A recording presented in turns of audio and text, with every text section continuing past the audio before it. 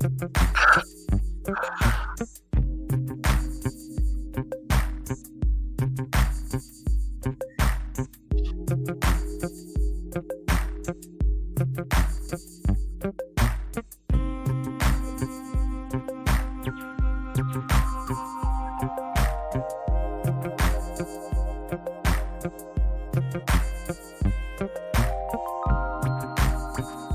perfect day for it.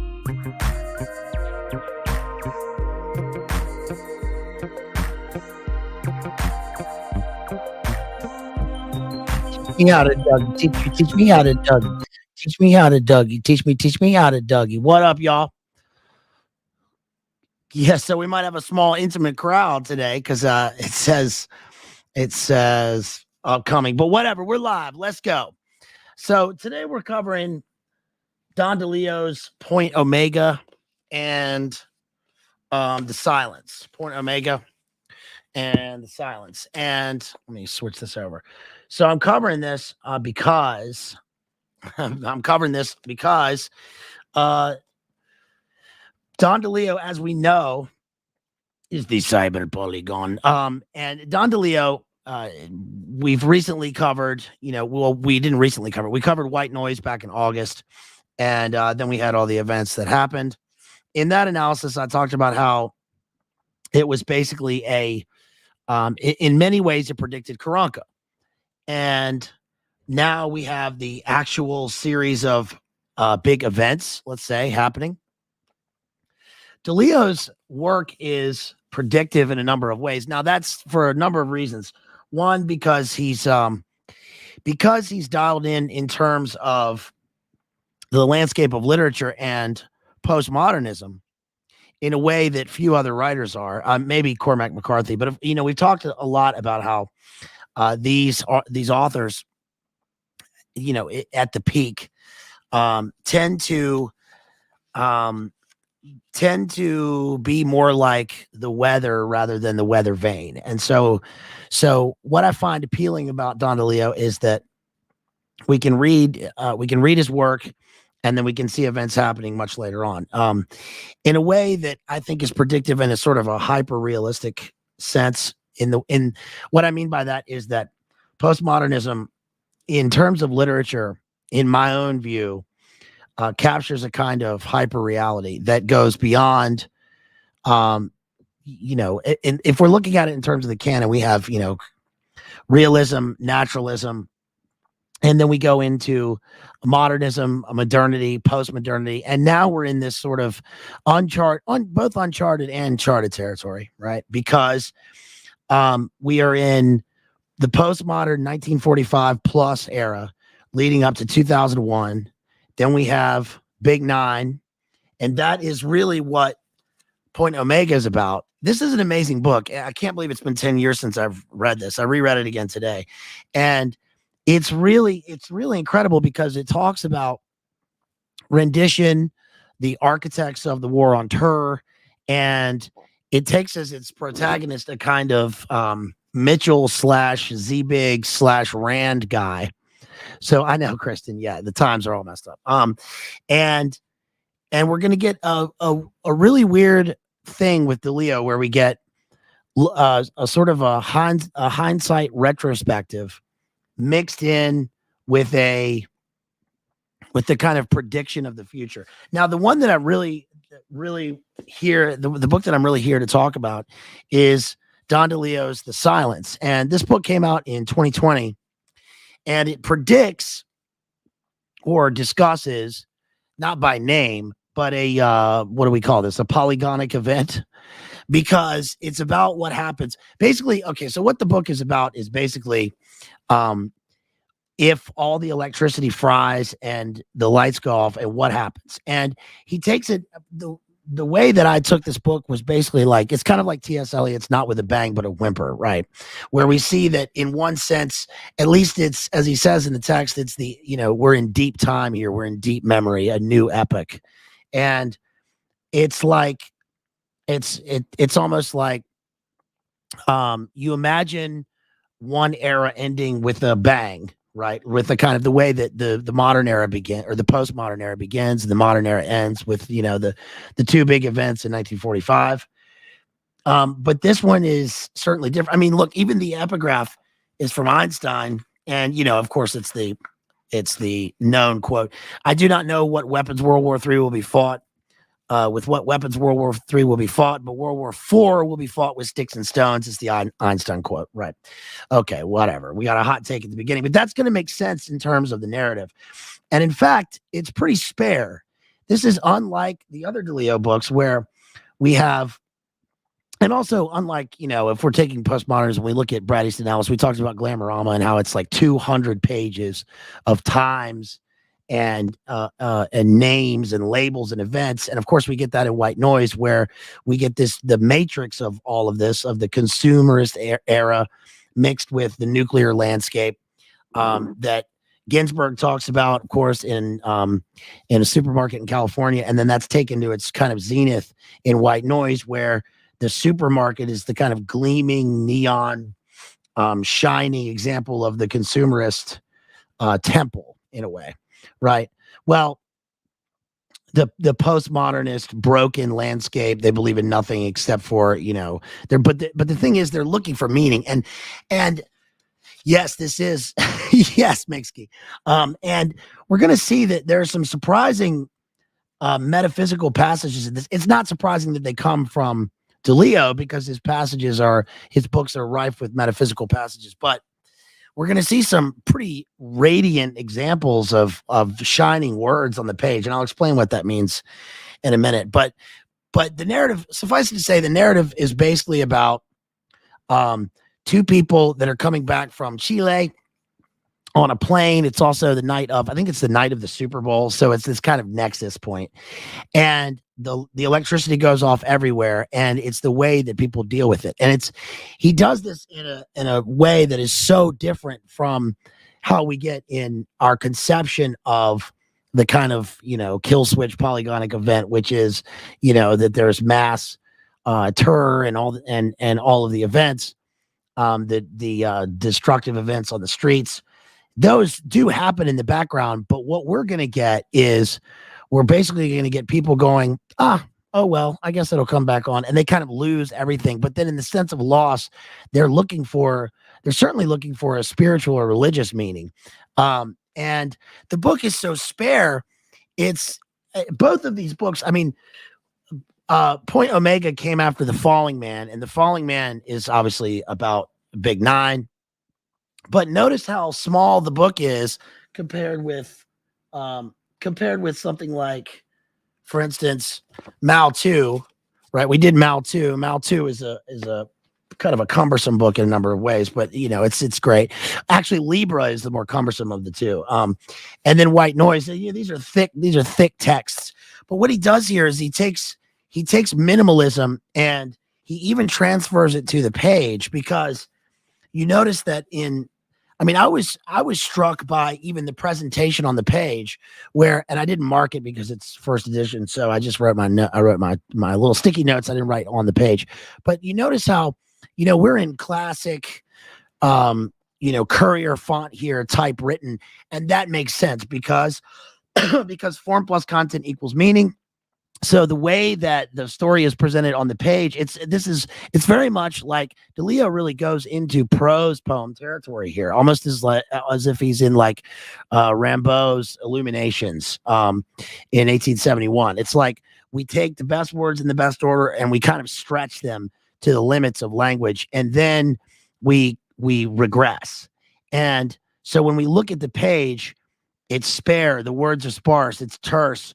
We still get the kind of hypersonic language that DeLillo is known for. Lots of X's in his words. And we still also, you know, DeLillo is really known for, when you notice right away that his sentences are almost solely sentence fragments. And that, of course, form plus content, the way that the sentences look on the page, we have sentence fragments mixed with the content. We're talking about the fragmentation of society. So those two things work to sort of synthesize and produce meaning. So I guess I'll start with point omega, because this is the book before the silence, and this is really leading up to a 2020 and then into Great Reset kind of thinking. But it begins in 2006, and it's pretty amazing because it's about rendition. And what we basically have here is we have the protagonist here is this older man in his 70s who is an intellectual and who states that he hates war. He, even when he was younger and he was getting picked on, he would even regurgitate, at the very thought of any kind of physical violence, which is both ironic and true, because these are the, get those numbers down. These are the kinds of chicken neck ninnies that are the ones that are the planners. And we know that. That's not to say all of them. I'm just saying that this type of guy. And so what he does is he writes a paper. He writes an academic white paper that begins with the phrase something like "all governments lie," and this gets seen by the intelligence people, and then they kind of co-opt him and then contract him to be in a number of these planning groups. And he doesn't say it by name, but he's basically a Rand guy. And then he's involved with planning and executing specific plans for counterinsurgency and troop movements in the E ring, in the third circle, the third ring of the Pentagon. And now time has passed, and it's 2006, and he has moved out to the desert.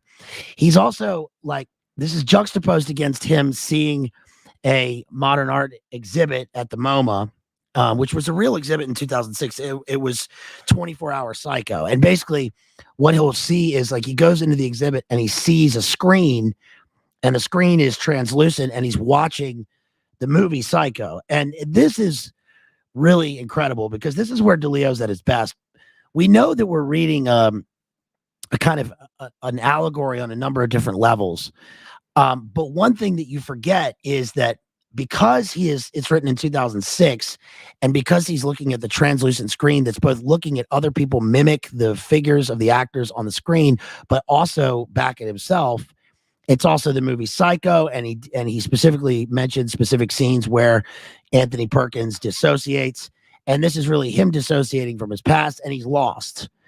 But he realizes this is somehow a multimedia, hyper-realistic mirror of his own actions and his own life, right? So it's really crazy, because you forget that because it's 2006, that the screen is predicting the way that all people will come to rely on this screen, and we'll see them, both themselves and everyone else, in this sort of proto panopticon. And that leads up to the crash of such a thing and the aftermath in the next book, The Shining, not The Shining, the Silence. Hope I didn't say The Shining before. I got The Shining on my mind because I'm doing something else with that. But anyway, so what he does is he goes out to the desert, and he's seeking a kind of infinite silence and disappearance in space, thinking about all of he's a heavy reader, and he's thinking about all the things that he is sort of responsible for and been a part of and been party to, when he is confronted by, or he's met by, this young guy who wants to make a documentary film of his life. And basically the protagonist, like, states how he wants the documentary to be. He wants it to be a kind of like the Psycho film. It's a full, complete, no cuts, no edit, just one endless spool of his life and him talking and what he has to say. But what he has to say is very spare, again. But then his daughter comes to meet him, and his daughter, this is weird. This seems to be, when you read a lot of this stuff, you notice, obviously, with anything that anyone reads, you start to notice patterns and tropes and motifs. And we've done a lot of postmodern literary analysis here, and we've talked about, or analysis of postmodern works. And in one of the first ones, I mentioned how it's really apparent that things like plane crashes and mass cash events, I think that was in White Noise, tend to be the unifying events, or at least the frame. They frame the perspective of society that we get in the narrative, and they're kind of unifying events, but also dislocating. And that's because of the violence involved in the singular event. Because to kind of parse this out, it's like it's kind of like, think about it just on another level, a car crash, which is something that pretty much everyone has either been in or witnessed or seen. And I saw a clip of one just randomly a few weeks ago, and it was in New York, and a guy's walking down the street, and then all of a sudden this car just swerves out of nowhere and side swipes into which is what happened to me, but I was on the road, but side swipes into two parked cars. And what it does is all of a sudden the alarms go off on all the cars on the streets because of the noise and the impact, the kind of mini shockwave. The two guys get out of the car and they're kind of like stumbling around in the streets. So they've been concussed, but it's like 1 minute you're living and you're just going about your day, and the next minute you have this moment of singular auditory, visual, and physical violence that happens, and then it's gone. But it takes a long time to react to it. And the plane is so much bigger than that in terms of what it represents in the number of people and all of that stuff, all that stuff. That's obvious. But it's interesting that this keeps recurring in the postmodern books that we're reading. For instance, in The Passenger by Cormac McCarthy, right? So the other thing that was interesting that draws a correlation between The Passenger and this, or at least between The Passenger and Point Omega, is that we get a daughter who seems to be like time out of mind. She's like outside of space and time because she has some sort of superior intelligence. In The Passenger, remember, the daughter is a schizoid, probably DID, and then is a S side at the beginning of the book, and then that goes into the sequel, which we haven't covered. But in this one, the daughter is the same thing. Like, she shows up, and the father adores her, and there's no mother, but the daughter seems to be sort of like outside of reality. So we have a hyper reality where everything's framed by these singular, like, mass death events that are caused, or at least initiated, by electronic interference. And in this, I don't know. Yeah, what's up, Rach? I don't know why it says starting soon. It's probably my fault because I changed it and then I changed it again, and maybe I didn't refresh or something. It's probably my fault. I'm boomer teching here. But thank y'all for being here with me. Shouts out to Rach. And in this one, the same thing happens. And then the filmmaker, who's the young guy, has a kind of a voyeuristic, not in that way, but a voyeuristic sort of attitude towards the daughter. But that's because the people, this is another aspect of postmodern literature, is that the people, they're three people and they're all together, but they are dislocated from one another. It's like they're living in completely different universes because of their experience.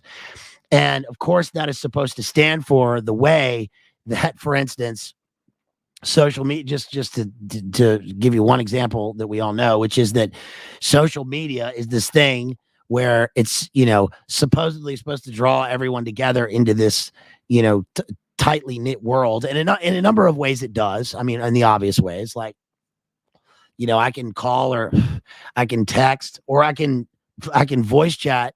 I can see people's faces that, friends that I know from 20 years ago in other countries. If your parents or your spouse or your friends go, for instance, my sister, went to Australia, to law school, and, we could talk in real time, and that's incredible. It's not incredible to people who grew up with this, but it's incredible to me.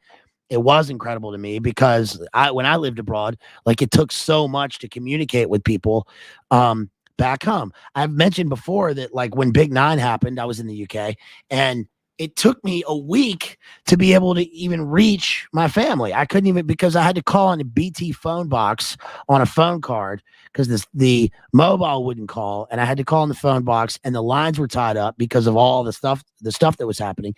And at the time, I had no idea, what was happening. We didn't know that day when it happened exactly what was going on, and so it was like we're in this kind of dislocated space time.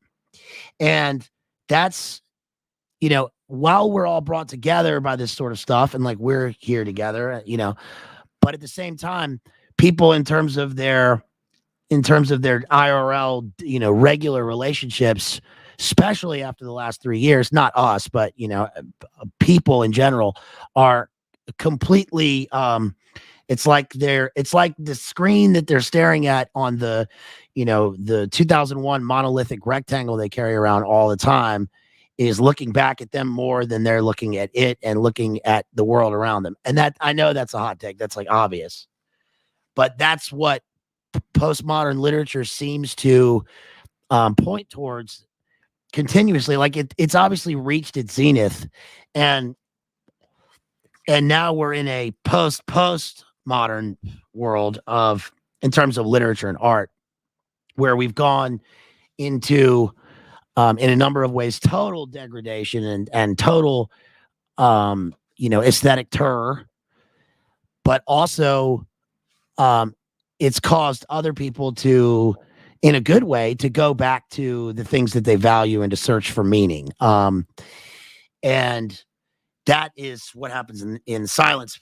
So what happens in Point Omega, I thought I would begin with some of the passages here, because what happens in the preface is he goes into this art exhibit, and the way that he describes, I mean, even just the way that DeLillo describes the movie Psycho, which the guy's watching again in this 24 Hours of Psycho exhibit. MoMA often has these things. I mean, if you've never been to Museum of Modern Art in New York, it is worth going to. I mean, it's an incredible museum. And New York always has these. You remember in the 2000s when the two artists like put up all the weird signs and they like painted everything orange and they covered Central Park in like orange flags? That happened while I was there. That kind of thing is obviously weird and seems to be standing for something else. If it's not just some sort of like hypnotic flag to look over here instead of it seems to be just like that is like surface level postmodernism, where it's like, oh, we're looking at these things that have no meaning. Look at it. Right. Yes, I've been to the Guggenheim many times. I used to go to the Guggenheim all the time. A great movie that has the Guggenheim in it is, just as a side example, would be the movie The International with Clive Owen. Jay wrote an essay on that. And that's a good underrated film because it involves international banks and some of the Polygon stuff that's going on now. But of course, it talks about financing international tourism and sort of economic warfare, Perkins style. But that's a good movie because it has like a shootout that was filmed at the Guggenheim, which is pretty well done. The best thing I remember seeing two things at the Guggenheim that really strike me. They were temporary exhibits. One was an Aztec art exhibit, which was interesting and plays a role in what we just covered, Kari Mora, because they had an Aztec death whistle there, which is nasty. The other is that exhibit by the YBAs, the Young British Artists, who were in the Damien Hirst style. I've seen Damien Hirst work, but that's usually like at MoMA, not at Guggenheim. Guggenheim is a pretty small museum. It's in concentric circles. And it was Tim Noble and Sue Webster. And I talked about this before, but it was a really amazing exhibit because and I remembered the name of the particular piece that I was struck by. It was called Kiss of Death. And I actually went back and found, I can't believe you asked that, because I actually found what I wrote about it that I included in my book when I was writing my when I was in grad school. And I have it right here because I was just reading it.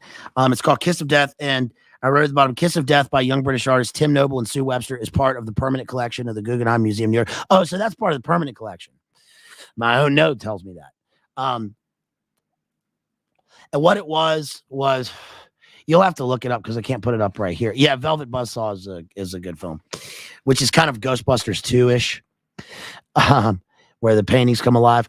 But this one was interesting because it had, you look and you see all this vermin, right? And it's like it's dead, carcasses of rats and mollusks and jackdaws and crows and all this stuff, and they're like up on a spike, and you're like, what is this? And there's a light shining, and the shadow that it cast on the wall was 2 decapitated heads on pikes looking at each other, and it looked to me like Medusa, a man and a woman. The woman's head, because there was a snake carcass in it. And this is like the gross stuff that you see in, or that you hear about in, modern art. But I got to say, it was a striking art exhibit. And this is kind of in a sense what the protagonist in the book is looking at. But the poem that I wrote, you want me to read it? I mean, we're doing poetry hour here, guys. It's Saturday afternoon, so it's really short. Kiss of Death. So I guess I'll just read it. And I wrote this in like 2005, I guess. Kiss of Death. We faced each other in shadow by a white wall with light beams, profiled in ambient warmth, and we should have been in love, but the shadow hid our heads, hided with a ball of vermin. Your nose nostriled by a rat's dig, Medusa hair, mollusk fur, my neck nailed through with a jackdaw, lips dried out of rodent rinds. We faced each other while a crow crowned me and plucked out my eye while you watched like wisdom whispering to Odin. That's what is in the exhibit. Dismythic, though, really, we had turned from lovers in life to Hades hid hell dwellers, or just shades of our former selves, recycled and piked like traitors, pick-boned for pillage of this glimpse of this life, this death. So that's what Kiss of Death was. And what he sees is this 24-hour psycho exhibit. And let's see. So there's the way that he deciphers the film is pretty interesting because it's like a poem. He says, the slightest camera movement was a profound shift in space and time, but the camera was not moving now. Anthony Perkins is turning his head. It was like whole numbers. The man could count the gradations in the movement of Anthony Perkins' head. Anthony Perkins turns his head in 5 incremental movements rather than one continuous motion. It was like bricks in a wall, clearly countable, not like the flight of an arrow or a bird. Then again, it was not like or unlike anything. Anthony Perkins' head swiveling over time on his long, thin neck. It was only the closest watching that yielded this perception.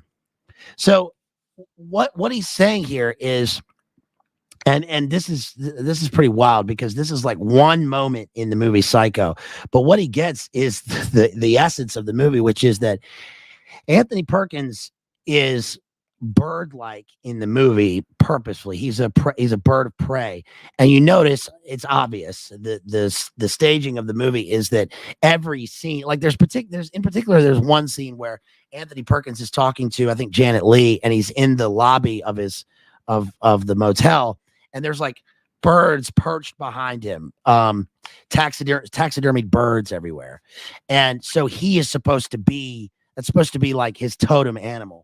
And he's so brilliant in the movie. That's why he couldn't really get any work anymore after that, because, or at least that's my perception of what happened, because he's so good in the movie. Who could ever identify him with anything else in a movie other than Norman Bates? And the movements that he makes are like, he makes 5 slight gradations in his movement like a bird, rather than one continuous, turn to look at the character. But what he says here is, he says it's like bricks in a wall, like counting bricks in a wall. And I wrote, he's moving his head in incremental movements because he's avian in the film, and he's like a bird of prey. And this is supposed to be, obviously, what we're going to get with the protagonist here in his backstory. This is like a predator drone. It's like a bird, a predator drone, or a Big Nine event bird, the singular event that starts off this whole series of events. The bricks in the wall are like, I think of like Pink Floyd, bricks in the wall. It's another brick in the wall. Every motion that they make is like a brick in the wall. Also, he's walled up his own personality, Cask of Amontillado style, like Poe. He's walled up his own feelings, his personality, and even his being able to share anything because of his security clearance. And now he finds himself in this weird kind of netherworld or a limbo where he is like half a human. And that's why he goes to the desert in the book, because all he sees is openness and infinite spaces and no people. He mentions at one point that he goes out there because he's still barely in contact with the world. He has a GPS signal and he's got a cell phone. It's 2006 cell phone. But he is not in contact with other people in the sense that they're nowhere. And the sky and the desert meet in this kind of omega point, which is kind of beyond me in a way, because I know that in terms of, I know that the omega point, and he mentions it later, omega point is, who's the guy that came up with the omega point? It was between Vatican I and Vatican II, and basically it's talking about the point where religion and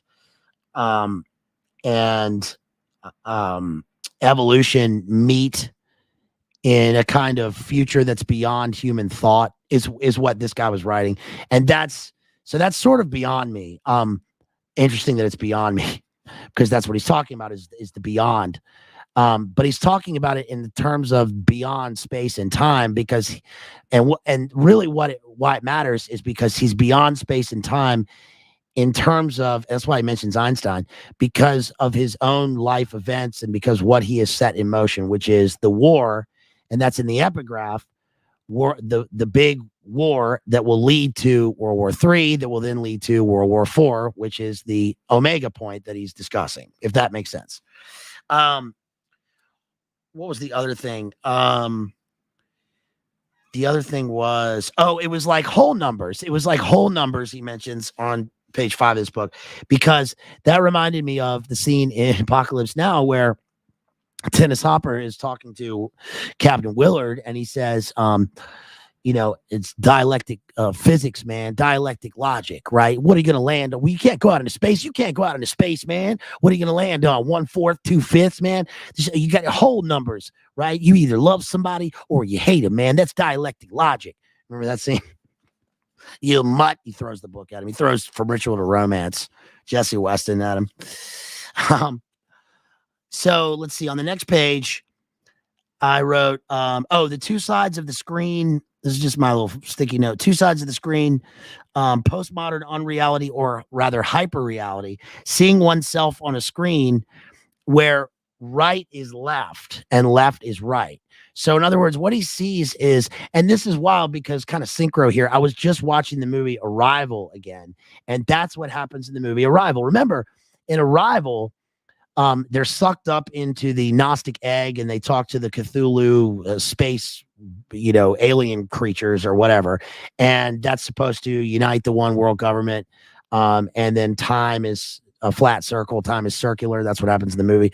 But the reason it's relevant here is because when Amy Adams and Jeremy Renner are up there, they're looking at a rectangular screen and it's translucent.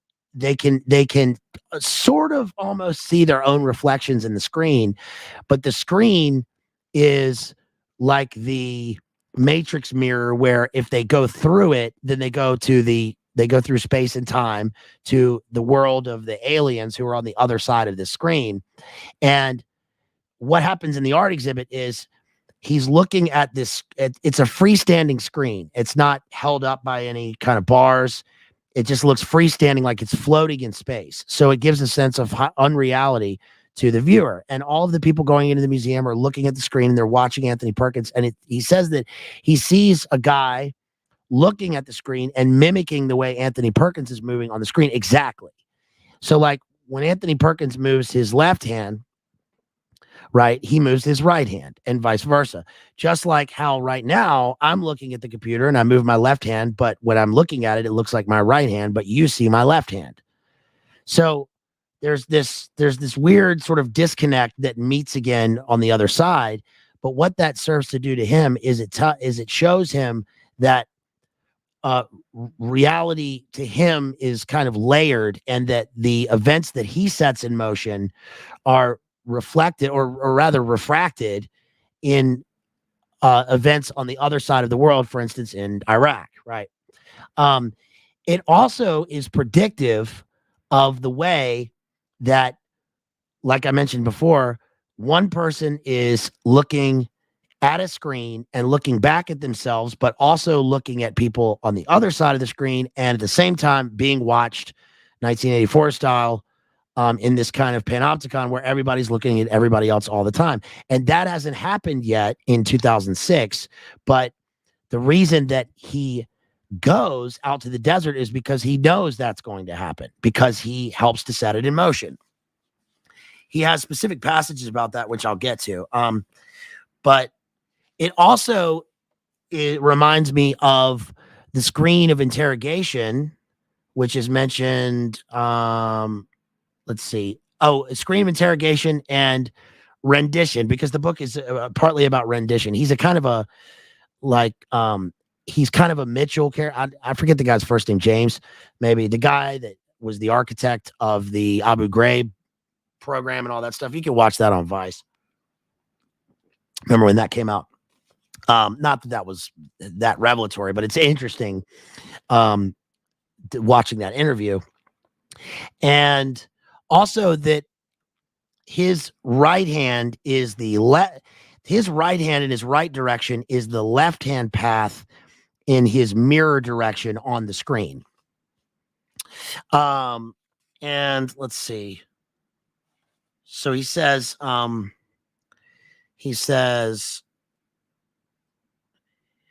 how long the broad horror of the old Gothic movie was subsumed in time. How long would he have to stand here? How many weeks or months before the film's time scheme absorbed his own, or had this already begun to happen? He approached the screen and stood about a foot away, seeing snatches and staticky fragments, flurries of trembling light, staticky fragments. The static fragment that's pure Don DeLillo imagery, and that is like really one of the crux images in postmodernism. It's also, we can imagine that this guy looking back, he shows us the images. He doesn't tell us, but we can see that this guy is looking back at the videotapes of the interrogations. He approached the screen and stood about a foot away. He walked around the screen several times. The gallery was empty now, and he was able to stand at various angles and points of separation. He walked backwards, looking always at the screen. He's walking backwards, looking at the screen, because that's what the detective does in Psycho. Remember the detective, when he gets slashed, he like does this weird thing where he's like looking at the camera and we're looking at him from above, but he's stumbling backwards down the steps. He understood completely why the film was projected without sound. It had to be silent. It had to engage the individual at a depth beyond the usual assumptions, the things he supposes and presumes and takes for granted. He went back to the wall at the north end, passing the guard at the door. The guard was here, but did not count as a presence in the room, just like in the interrogation. This was his job. The guard faced the edge of the screen, but was looking nowhere, looking at whatever museum guards looked at when a room stands empty. The man at the wall was here, but maybe the guard did not count him as a presence any more than the man counted the guard. The man had been here for days on end and for extended periods every day, and anyway, he was back at the wall in the dark, motionless. He watched the actor's eyes in slow transit across his bony sockets. Did he imagine himself seeing with the actor's eyes, or did the actor's eyes seem to be searching him out? Shouts out to Genghis for that $20 super chat. Appreciate you, homeboy. Thank you so much. He knew he would stay until the museum closed 2.5 hours from now, then come back in the morning. He watched two men enter, the older man using a cane and wearing a suit that looked traveled in, his long white hair braided at the nape, professor emeritus, perhaps, film scholar, perhaps, and the younger man in a casual shirt, jeans, and running shoes. On page let's see, on page 8, it says, when an actor moved a muscle, when his eyes blinked, it was a revelation. His action was broken into components so distinct from the entity that the watcher found himself isolated from every expectation. Everybody was watching something. That's so wild. I watched that movie Watcher this morning, which is not a great movie. Just came out, but it's set in Bucharest. Anyway, Anthony Perkins at his peephole was watching Janet Leigh undress. Nobody was watching him. This was the ideal world as he might have drawn it in his mind. He had no idea what he looked like to others. He wasn't sure what he looked like to himself. He looked like what his mother saw when she looked at him, but his mother had passed on. This raised a question for advanced students. What was left for him or for others to see? He says, four rings spinning slowly over the fallen figure of Janet Leigh, a stray poem above the hellish death, and then the bloody water curling and cresting at the shower drain minute by minute and eventually swirling down. That's an amazing phrase, a stray poem above the hellish death, because not to decipher the film again, but Psycho, but it is sort of endlessly decipherable. And that scene is so brief in the movie, but it's so shocking. It's one of the most shocking scenes in film. I mean, it changed film. And what it does is it shows the reader, the viewer, exactly what to see and what not to see. We're pointed exactly in where we're supposed to look. And the one thing that's obviously the most striking about Psycho is the sound of the slashing taking place, which I guess is supposed to mimic a screech owl, right? Because he's a bird, because Norman Bates is a bird of prey, and he's bird-like in all of his movements. He's avian. He sort of flits around everywhere. He flies up to the other house. He flies up the stairs. And then we have that sound when he's stabbing, which is like the sound of the Shakespearean screech owl, which is also kind of the sound of it. It's also a feminine sound, right? Because he is dissociated. He is his mother in that scene. But the swirling death, right? And the way that we see her life vanish without seeing her actually expire is we see the blood, swirling down the drain, which is wild, because I just realized, well, I guess he's not at the Guggenheim, but the Guggenheim has the same motion. We were just talking about concentric circles, right? Because that's obviously, that's the way that we covered Dante's Inferno, right? Which is the circles of hell going downwards before it inverts. We see Satan invert in the ninth circle in hell. And then Dante and Virgil climb up to climb down, and then they climb down to climb back up out into the world, into the forest. I guess in this would be his mind sort of dislocating. I wrote page 12E predicts the post Big Nine into Great Reset era dislocation of space and time pre Cyberpolygon. So let's look at page 12E. It says, let's see. Maybe I'll start a little earlier. This is about page 12B. This was history he was watching in a way, a movie known to people everywhere. True. He played with the idea that the gallery was like a preserved site, a dead poet's cottage, or a hushed tomb, a medieval chapel. Here it is, the Bates Motel. But people don't see this. They see fractured motion, film stills on the border of benumbed life. He understands what they see. They see one brain-dead room and 6 gleaming floors of crowded art. The original movie is what matters to them, a common experience to be relived on TV screens, at home with dishes in the sink. The fatigue he felt was in his legs, hours and days of standing, the weight of the body standing, 24 hours. Who would survive physically and otherwise? Because he's thinking about the torture.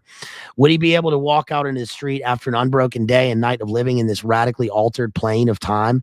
Standing in the dark, this is Polygon. Standing in the dark, watching a screen. watching now the way the water dances in front of her face as she slides down the tiled wall, reaching her hand to the shower curtain to secure a grip and halt the movement of her body toward its last breath. Now, so this is where DeLillo is interesting, because when he began writing in the early 70s and then going into white noise, we have television as the thing, right? It's the transmission. That's the postmodern transmission of gamma rays and X-rays. Everything's got X's in it, right? And the way that people are sort of zapped and hypnotized.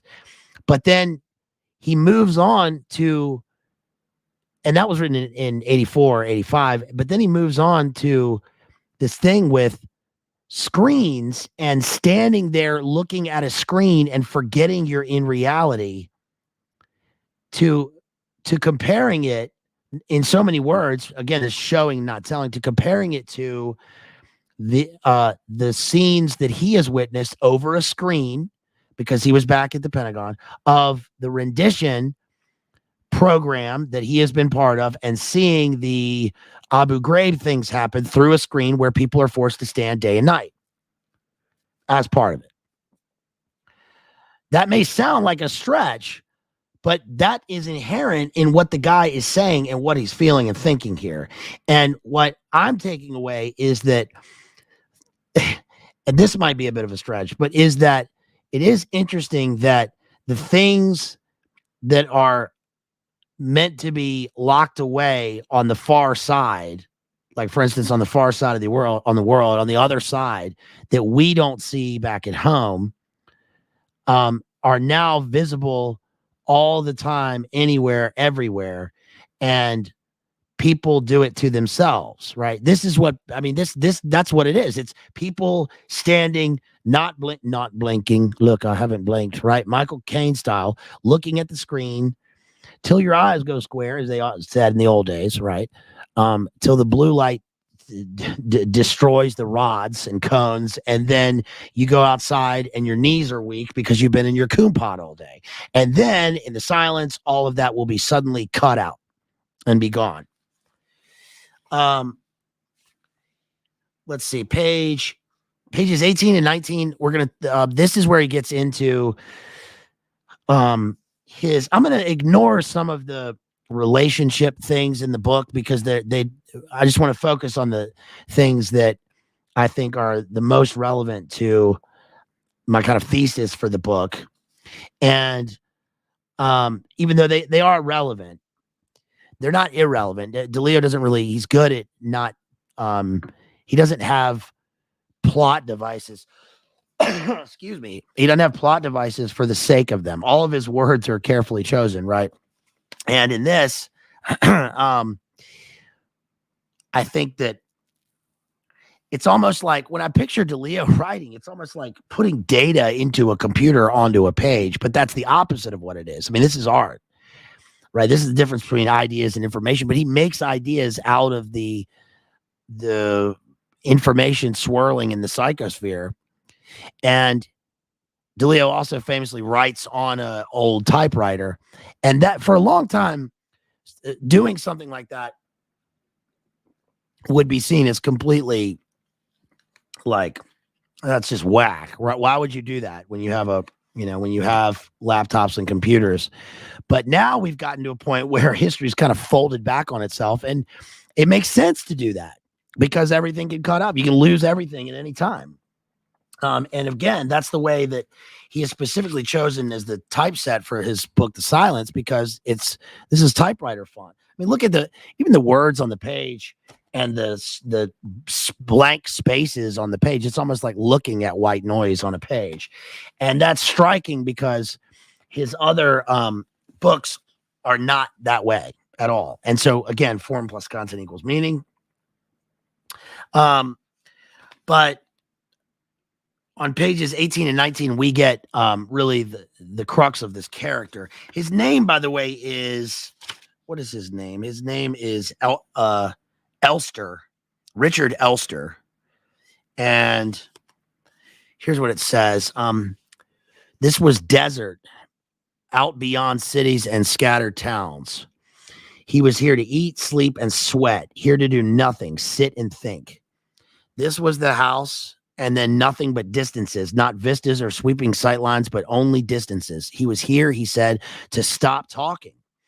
There was no one to talk to but me. He did this sparingly at first and never at sunset. These were not glorious retirement sunsets of stocks and bonds. To Elster, sunset was human invention, our perceptual arrangement of light and space into elements of wonder. We looked and wondered. There was a trembling in the air as the unnamed colors and landforms took on definition, a clarity of outline and extent. Of course, he thinks that. Right, because his yeah, sorry, Kristen, his metaphysics get lost in physics, right? He looks for spiritual transcendence, but never looks where he should, I suppose. He's looking for, his logic is what carries him, but only that to the end, right? But his logic fails him because he's essentially, I guess he's looking for truth, but doesn't believe in any. So how can he find it? It says, the house was a sad hybrid. There was a corrugated metal roof above a clapboard exterior with an unfinished stonework path out front and a tacked on deck jutting from one side. This is where we sat through his, I got something in my eye. Sorry, y'all. This is where we sat through his hushed hour, a torchlit sky, the closeness of hills barely visible at a high white noon. News and traffic, sports and weather. Again, that's pure DeLillo. These were his acid terms for the life he left behind. More than 2 years of living with the tight minds that made the war. Here we go. It was all background noise, white noise, he said, waving a hand. He liked to wave a hand in dismissal. There were the risk assessments and policy papers, the interagency working groups. He was the outsider, a scholar with an approval rating, but no experience in government. He sat at a table in a secure conference room with the strategic planners and military analysts. He was there to conceptualize, his word, in quotes, to apply overarching ideas and principles to such matters as troop deployment and counterinsurgency.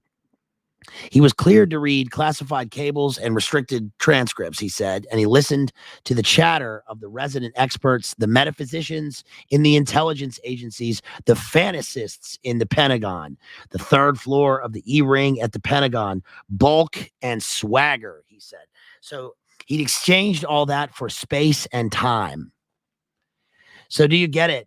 This is what DeLillo described, remember, in Libra as the theology of secrets, where the intel groups have this temple built to their lies, where they continuously work wonders like in Oz, and the people back home only see the results or what they are meant to see. EJ was just talking about that, right, in the Polygon stream.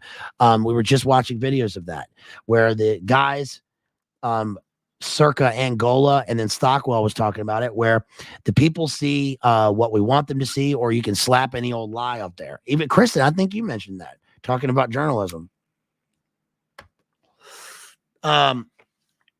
Except for this guy's doing more than that. He's not just, he's not a reporter. This is the Rand guy. This is the guy planning. And he says, let's see.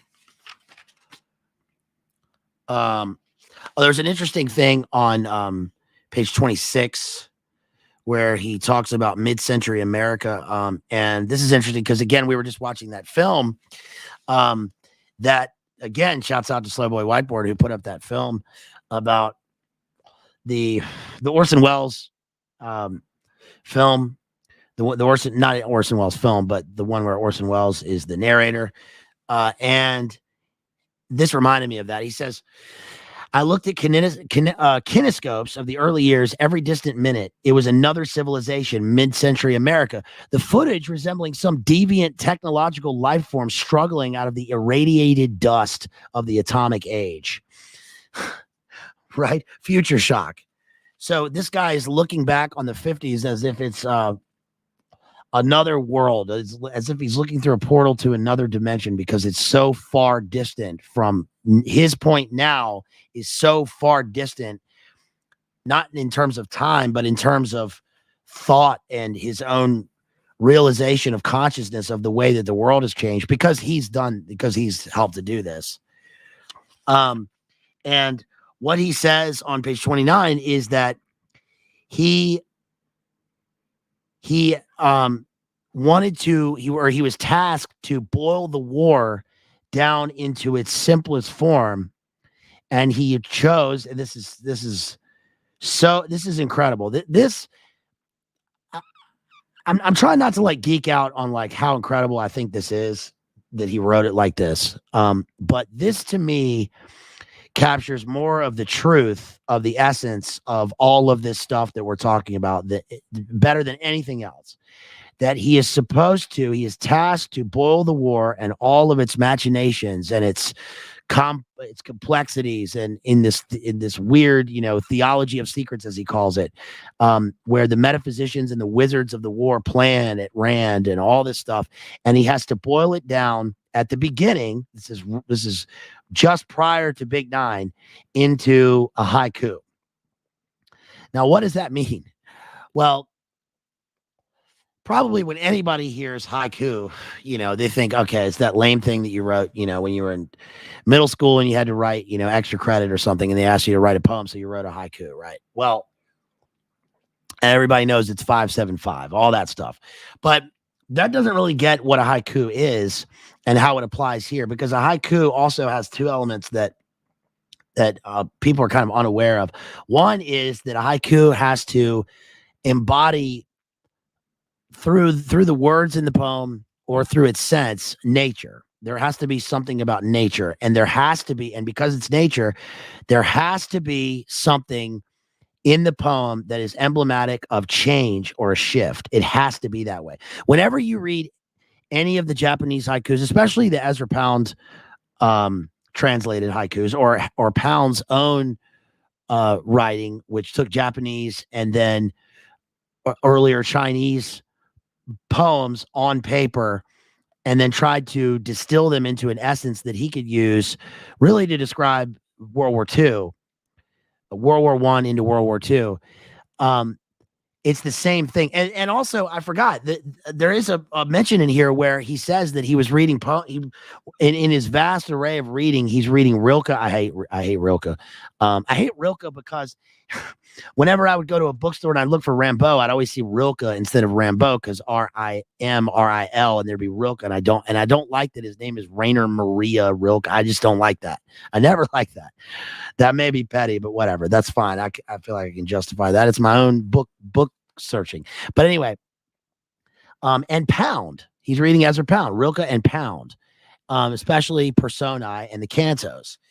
And so the haiku is like he's on the third, get it? He's on the third ring of the Pentagon, just like the three lines in the poem. He was looking at time dilation and shifting of Anthony Perkins' face, Norman Bates in the film in 5 stages.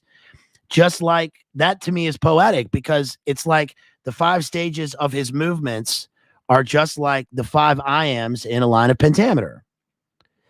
And the reason that it's iambic pentameter is supposed to be because it is supposed to distill the essence of how we communicate as humans and think about the world. Because in the Elizabethan view, you're looking at ups and downs, right? Life is up and down. It's up and down. It's a dialectic. There's good and evil, man, right? There's no fractions. And it moves in a mathematical sense. Now, with modernity and modern literature and modern art, of course, that goes out the window, and we get this sort of chaos. And out of the chaos, of course, we get the chaos of the world wars. So what he's supposed to do is take all of the various threats, because he starts working for them in the 90s, because he talks about the irradiated atmosphere of post World War II nuclear annihilation in the 50s and the thoughts about that. But he's working for them in the 90s when we are post Cold War, pre-war on terror, and he is tasked to figure out what's going to be the next thing and what they're supposed to do about it logistically. So the symbol of that is he boils everything down into this 3-line poem, simple. And of course, it's about nature and how the nature of the way people think will change. They will change everything. And everything will shift, but it's boiled down into a kind of, or I guess that's ordo al caio is what he's essentially doing. He says he was not one of the strategists. He said unnecessarily, I knew what he was or what he was supposed to be, a defense intellectual without the usual credentials. And when I used the term, it made him tense his jaw with a proud longing for the early weeks and months before he began to understand that he was occupying an empty seat. There were times when no map existed to match the reality we were trying to create. What reality? So he's not one of the strategists. He's one of the people involved in coming up with the big ideas and then implementing. There's the ideas, and then there's the strategy, and then there's the implementation. This is something we do with every eye blink. Human perception is a saga of created reality, he says, but we were devising entities beyond the agreed upon limits of recognition or interpretation. Lying is necessary. The state has to lie. There is no lie in war or in preparation for war that can't be defended. We went beyond this. We tried to create new realities overnight, careful sets of words that resemble advertising slogans in memorability and repeatability. These were words that would yield pictures eventually and then become three-dimensional. The reality stands, it walks, it squats, except when it doesn't, right? Shock and awe. He didn't smoke, but his voice had a sand-like texture, maybe just raspy with age. Hey, sometimes slipping inward, becoming nearly inaudible. He slouched in the middle of the sofa, looking off towards some point in a high corner of the room, right? The omega point. He had scotch and water in a coffee mug secured to his midsection. Finally, he said, haiku. I nodded thoughtfully, idiotically, a slow series of gestures meant to indicate that I understood completely. Haiku means nothing beyond what it is. A pond in summer, a leaf in the wind. Exactly. It's human consciousness located in nature. It's the answer to everything in a set number of lines, a prescribed syllable count. I wanted a haiku war, he said. I wanted a war in 3 lines. This was not a matter of force levels or logistics. What I wanted was a set of ideas linked to transient things. This is the soul of haiku. Bear everything to plain sight. See what's there. Things in war are transient. See what's there and then be prepared to watch it disappear. It's fucking amazing, dude. He talks about rendition on the next page 33. What lay between these sentences was a study of the word rendition with references to Middle English, Old French, vulgar Latin, and other sources of vulgaris, right? Vulgar Latin and other sources and origins. Early on, Elster cited one of the meanings of rendering, a coat of plaster applied to a masonry surface, Luminate confirmed.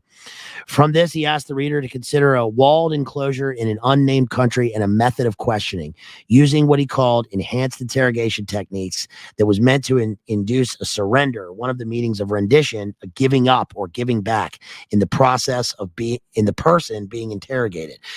So fuck. I mean, that is Mitchell, right? Isn't that dude's name Mitchell? This is ZBig Mitchell, War on Terror, Big Nine. This is synthetic terror. Salvage videotapes of caged men being subjected to severe physical pain, and finally others behind closed doors ask pointed questions of flesh and blood individuals. Again, he's watching the videos. He's watching the screen. This is what I was talking about earlier. Do you see how it's all led up to this? He was watching the screen, and he sees this thing happening on the other side of the world that he is necessarily involved. I mean, he is necessary to it. He caused it. He's part of it. He's questioning and he's answering, and he's part of it. It's circular, just like rendition itself. A returning, but also a giving up or giving back. The walled enclosure I mentioned earlier. I mentioned Poe and Casca di Amontillado, right? Walling himself up and therefore trying to go to this place where he has only space around him in the desert, and he has this sort of infinity. And he doesn't have to talk to anyone or listen to anyone because that's all this was. on pages 44 and 45, the reason that we have the film included at the beginning of the book is because days turn to nights eventually, but it's a matter of light and darkness. It's not time passing, mortal time. There's none of the usual terror. It's different here. Time is enormous. That's what I feel here palpably. Time that precedes us and time and survives us. I was becoming accustomed to this, his scale of address. Jessie, his daughter, has arrived, and she said, the usual terror, what's the usual terror? Doesn't happen here. The minute-to-minute reckoning, the things I feel in cities. It's all embedded, the hours and minutes, words and numbers everywhere, he said. Train stations, bus routes, taxi meters, surveillance cameras. It's all about time. Dimwit time, inferior time, people checking watches and other devices, other reminders, the electronic devices running on time, showing you your time. This is time draining out of our lives. Cities were built to measure time, to remove time from nature. There's an endless counting down, he said. When you strip away all the surfaces, when you see into it, what's left is terror. This is the thing that literature was meant to cure, the epic poem, the bedtime story. That's crazy. What's also crazy is that two things. One, a great film about rendition. One is the movie Rendition with Jake Gyllenhaal, but that's not really a great film. A better one about this whole about Abu Ghraib and all that stuff is the movie the Card Counter. If you guys haven't seen that, pretty striking movie, mainly because it's Paul Schrader. Paul Schrader, of course, wrote Taxi Driver, and we discussed Paul Schrader in the High Concept book analysis of Don Simpson. He and Don Simpson were buddies. Paul Schrader wrote this book because Willem Dafoe plays the Mitchell architect of the enhanced interrogation program, and there are disturbing scenes inside what is supposed to be those places over there. And even the way that it's shot is pretty I mean, I think Paul Schrader directed the film too, because it almost becomes prismatic. You're all of a sudden, we the viewer, it switches to our perspective, and we're walking in. We go from a casino, because the guy's a card counter. We go from a casino where time is stopped. There is no time. It's, darkness all the time or whatever. You're enclosed in the space, just like he was enclosed in this space. And like Poe talks about being enclosed and being walled up in the space in Cask of the Amontillado, to being walled up in the citadel of the Iraqi prisons, and it becomes prismatic. We go in, and it splits, our vision splits, and we see this weird, almost underwater vision of all of the stuff going on, and our senses are assaulted immediately. We hear the music, we hear the auditory violence, we hear the sounds, we see the things, we go from like the plush, carpets of the casino in that movie to the kind of in weird regurgitated rust colors of the prison and the doll. You got to see the movie, because that's what he's talking about here. I'm sure. I mean, it's almost like he was asked to do I wouldn't be surprised if he did a rewrite or helped with the writing of that film. Surely Paul Schrader knows Don DeLillo, probably knows him personally. We get the Omega Point and Chardin on page 51. Again, this part is kind of beyond me. I was a student. I ate lunch and studied. I studied the work of Teilhard de Chardin. He said he went to China, an outlaw priest, China, Mongolia, digging for bones. I ate lunch on open books. I didn't need a tray. He says, eventual shapings, the slither, crawl, biped, crouch, the conscious being, the self-conscious being, brute matter becomes analytical human thought, our beautiful complexity of mind. So here he's talking about a kind of where metaphysics and his view of evolution meet in the beyond point of human history. And he says, this is his view, obviously. And he says, what are we? I don't know. We're a crowd, a swarm. We think in groups, travel in armies. Armies carry the gene for self-destruction. One bomb is never enough. The blur of technology. This is where the oracles plot their wars, because now comes the introversion. Telhard knew this. The omega point, a leap out of our biology. Ask yourself this question. Do we have to be human forever? Is that transhumanism? Consciousness is exhausted. Back now to inorganic matter. This is what we want. We want to be stones in a field. I don't think he's talking about transhumanism though there. He's talking about, well, that part is beyond me. So I'm going to leave that part. On page 65, he talks about, let's see, we get cell phones. I wasn't using my cell phone and almost never touched my laptop. They began to seem feeble, whatever their speed and reach. Devices overwhelmed by landscape.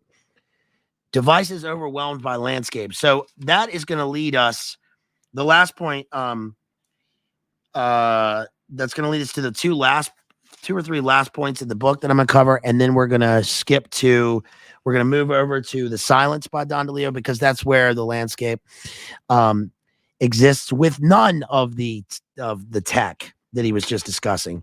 He says on page 72, consciousness accumulates. It begins to reflect upon itself. Something about this feels almost mathematical to me. There's almost some law of mathematics or physics that we haven't quite hit upon, where the mind transcends all direction inward. The omega point. Whatever the intended meaning of this term, if it has a meaning, if it's not a case of language that's struggling towards some idea outside our experience. Now, of course, that's some idea outside our experience, because he's necessarily obviously talking about revelation here, right? The alpha and the omega, the beginning and the end. He's talking about, but he's talking about a kind of cosmic Christ. And again, this part is sort of beyond me, but suffice it to say, what the character means is that he's looking for a space outside of the temporal bounds of what he has experienced, and he wants a kind of silence, which is how we're going to lead on to our next book. And he says, I'll just leave it with this. He says, this is deep time, the epochal time, the Pleistocene desert, the rule of extinction. And what ends up happening in the book, by the way, is his daughter, Jessie, disappears all of a sudden. I don't think we ever learn what happens to her. I can't really get that. She disappears, just kind of like it's a mind wipe. She disappears, and they find a knife inside the bombed out crater in the desert. So he's gone from the city to the war planning to and we talked about avionics and avians and predator drones and birds of prey and all that stuff, to now, and also the irradiated desert. Now he lives in the irradiated desert, and he finds this dagger at the bottom of this bombed out crater. And that becomes his omega point. That becomes his time, his place beyond time, because he can only focus on the singular blade. And that stands for his missing daughter. And then the book's over. That's it. So let's move on to The Silence. And before I do that, thank you everybody thank you all for being here. Appreciate you. Yeah, I don't know I don't know why it says starting soon. It's really annoying, because I know that now, I'm sure people looked and said, oh, it's starting soon, even though it says live. So thank you for coming in here. Really appreciate it. That's probably my fault for, I don't know, I didn't do something, but I was boomer teching it. But we're not starting soon. We're here. But I do have another stream coming up, which I was going to originally do today at 3, but now I've pushed this back to tomorrow. I thought this was more relevant. I was going to do this one later, but instead I pushed this one up. And I think this is more relevant today because of all of the stuff happening with Cyberpolygon tech and the banks. And so I thought maybe I was already going to do it anyway. So I'd just go ahead and rush and do it right now. And then I'll move Titus Andronicus to tomorrow. So tomorrow, maybe tonight, probably just tomorrow. I'll be doing Shakespeare's Titus Andronicus, and you know, we always go back to Shakespeare here because it's the foundation of English literature, and we've covered so many Elizabethan works. This will be like our 16th or 17th Elizabethan / Jacobean work, and I thought we would do this one because all of the other Shakespeare works that we've done, even though this precedes them chronologically, they serve as kind of prerequisites to understanding this play. It is a poem, but it's a play because it has elements of, we can see, first of all, we can see the voice of the bard in this play in his other plays, because there are elements in Titus Andronicus of Othello, King Lear, Hamlet, Julius Caesar, Macbeth, all 4 of the major tragedies, Antony and Cleopatra. There's a bunch in here. But the reason that I like this play and I think it's relevant is because a lot of people have compared, when they talk about the violence in Tarantino, he himself has gone back to reference Shakespeare, and Titus Andronicus is a natural reference point. Because, oh yeah, and Jerry says he got JD on tomorrow at 7:30. Can't wait for that one. And we got Jamie. We're gonna watch Jamie tonight at 10 o'clock. Check out Jerry at Exposing Powerful Lies live streams, because he'll have our homeboy JD on tomorrow night at, what time did he say? What time, Jerry? At 7:30 Eastern Standard Time. We're excited for that. We'll all be there for that. But I love this play because it is so violent, but it is like comically violent. And it plays into, again, a lot of the works that we've read recently. So anyway, this will be real highbrow stuff here covering Shakespeare. And look, I'm just analyzing literature, talking about relevance, talking about our worldview that comes out of literature that we aren't even aware of, that is part of our general thinking of what has made us in society. And these works are often referenced, and so I think it's important to go back to them. But I'm also reading them so you don't have to. And then you can claim, oh yeah, that's like in Titus Andronicus, when, I don't know. It's just fun anyway. But if you want to support me, you can do that. Thanks for all the support. Let's see. I was going to, before I get to the silence, I know I have one more poem in this book that deals with, that ties in with what we've just been covering. I read you Kiss of Death. Oh, this is a poem. I forgot I wrote this. This is a poem I wrote sometime after reading DeLillo. This is old. This is like from the early 2000s. Maybe I can't read that one. Let me see. Yeah, no, I can't read that one. Some of the words in it. That one's about void noise. I've got a poem, and this is an early draft of this book I wrote. And this is a poem that I wrote in this book. I wrote after seeing a BBC report when I was sitting in my room in Belfast, and I saw a BBC News report on, maybe I should just read this real quick.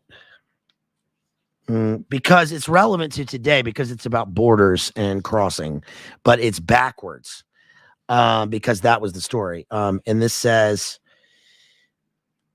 okay, it's called Juarez Nequia. Nequia, Nekuia. It's kind of a death dance. And Mexico, the report in the BBC report was Mexico, city of death, where the gun is law and drugs are blood. And this also, I wrote these in the first person because they're supposed to be emblematic of various characters. And I wrote it because there was someone I knew who had can't really say that part, but they had one of the actions in this, they had told me that they had done this, which is the first part of the poem, going in the direction that they did. So I kind of took that from them. I waded a river and dried off in the dust, in a pastel city rotten with pigeon drip and no rain ever. My first hour, noon, the sun singed a skull in my back. I joined a street parade while children rattled bones. A whore held my hand. She was so pretty, a pimp slash across her cheek, a hair lip jackknifed by a bald man floating through a cobbled street. High in haze, I saw Frida Kahlo walking out of a wheelchair and spit tequila on fire in a rotten fountain. A crow hacked in a screech call. She clutched at it midair, stomped its body, and feathered her frock to match her brow. Some smiley coughed up a worm into the dust. When night gripped the city with shadows, it flared candles in idol jars. I got, this is again from this other person's viewpoint. I got conquistador drunk to flamenco flames, gypsy dirges, mariachi's lust, Aztec beatings. Things slashed together in a blood basin. When I stumbled into a midnight and moonlight, I saw a cartel cut off a sheriff's head. It rolled like a tumbleweed, and I screamed a threnody through the plaza. A poet adorned me with a baja. I played dead against a wall while old women wailed for a sacred monster. At dawn, I crossed over the river back into white heat. Okay, yeah, I wrote that. So what that's about is the BBC report was about people Americans who were crossing the other way. So we always think about the crossing this way and all that entails. But this was a BBC News report about a significant number of people from here who were crossing that way in order to go to Juarez and especially to go to the Pharmacias. And the images in the poem are taken from the people that they interviewed that had done that, or their eyewitness accounts, or this girl that I knew who had done that. And so I wrote it in the first person because I thought it was, I don't know why. I don't know why, man. I was just a person and I just wrote it. But anyway, I don't know why I said that. I just thought I would share that. So anyway, yes, if you want to support me, now I'm going to try to be concise with this one. This is, again, this is The Silence by Don DeLillo, and this was published in 2020. Let's see. Before I get to that, yes, shouts out to Amy for that $5 PayPal. Really appreciate you. Thank you so much. Shouts out for that earlier super chat. Who was that? Who was that super chat earlier? Let's look who that was.